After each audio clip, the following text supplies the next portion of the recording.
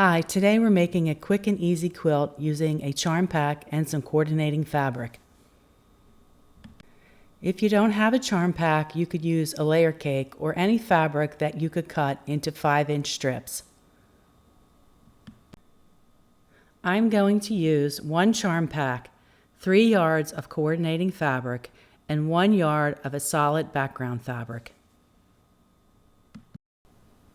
To start out, we're going to cut all of our fabric into 5-inch strips, 5 inches by the width of our fabric. So if you have 42 inches wide, it'll be 5-inch strips by 42 inches wide. So for this quilt, it really doesn't matter how much of each fabric you have, as long as you can get some cuts that are 5 inches by at least 2.5 inches. If you use a lot of different fabrics, it's going to be really scrappy. If you use a few fabrics, it's going to be less scrappy and you're going to see a little bit more of a pattern to this quilt. But it's up to you how many different fabrics you use. But all the strips are going to be 5 inches wide by 2.5 to 7.5 inches long. The only exception to what I just said is that for your background fabric, it's going to need to be all one color, and you're going to need 1 yard of that fabric. When cutting out your background fabric, you're going to be cutting the 5-inch strips, and you're going to have to be careful because if you have 1 yard, which is 36 inches, you're going to need to be able to use 35 inches of this fabric. So you're going to do a slight trim on the edge, and then you'll need to get 7 strips out of this. So 7 times 5 inches is 35 inches of fabric. So you'll want to cut 5-inch strips of this going crosswise so that your strips are 5 inches by the width of your fabric, 42 inches.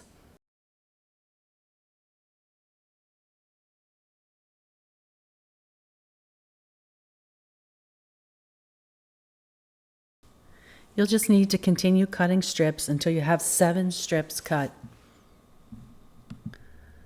Once you have your background fabric cut into 5-inch long strips, you're now going to cut them 6 inches long. So you're going to have blocks that are 6 inches by 5 inches. And you should be able to get 6 6-inch long blocks out of each strip. Here I have my fabric folded in half, and I cut it so that I could get 6 blocks out of it. You'll just continue to cut all of your background strips until you have 42 blocks that are 6 by 5. For the rest of the fabric that you've cut into 5-inch strips, you're going to need to cut out blocks as they are shown here in this slide. You're going to need 46 blocks that are 7.5 by 5, 47 blocks that are 3 by 5 inches, 56 blocks that are 2.5 by 5. If you used a charm pack, it usually has 42 blocks in there, but you need 56 blocks that are 5 by 5. So you'll have to cut a few extra 5-inch squares to make this work. And then you're going to need some blocks that are 6 by 5. If you're using directional fabric, you're going to have to lay them out as I've shown here. They'll all have to run in the same direction. Also, if you have big prints, I would just suggest that your bigger blocks be your big prints and your smaller prints be your smaller blocks. Or with fabric that you have the least of, you might want to make your smaller blocks. I didn't mention this at the beginning of the video, but you could use a layer cake to make this quilt. Layer cake is 10 by 10. You could cut that in half.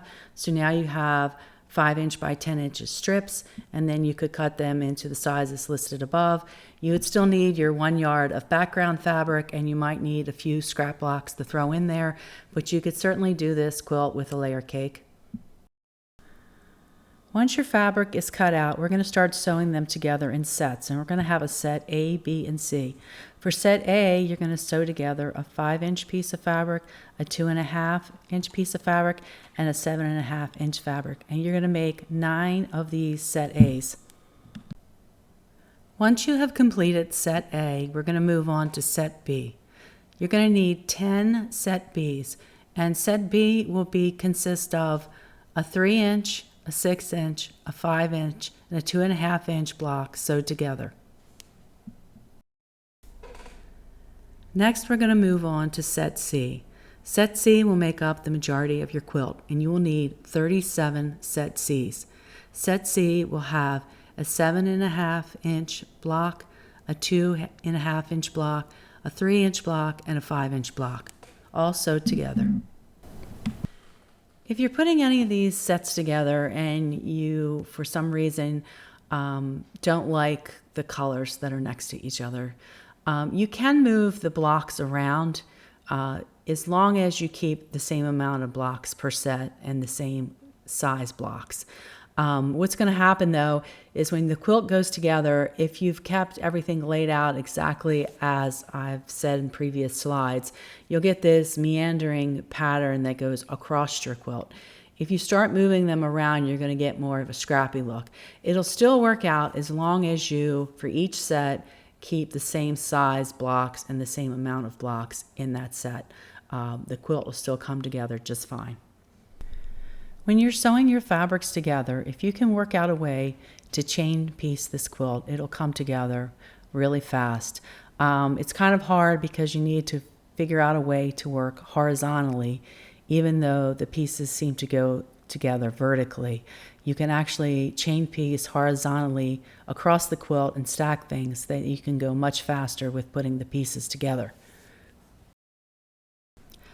As a quick reminder, if you're working with directional fabric, just keep checking yourself to make sure that you have the pieces situated correctly. It would really stink to get the quilt halfway done and then have to go back and rip out seams because you have a block upside down.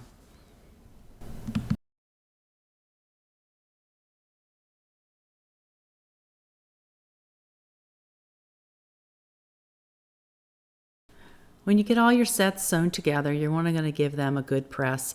And it doesn't really matter which way you iron your seams, if you do them open or one side to the other. In this quilt, your seams shouldn't line up unless you've moved things significantly around or made a mistake in your piecing. So it's really, the quilt is designed so that your seams don't match up. Before we go any further, we want to lay this quilt out and see if we like the way it's arranged. You know, you might not want certain blocks next to each other, and you have the flexibility of moving these blocks around before you sew them together. So if you have a design wall, you can lay it out on that, or you can lay it out on the floor like I did.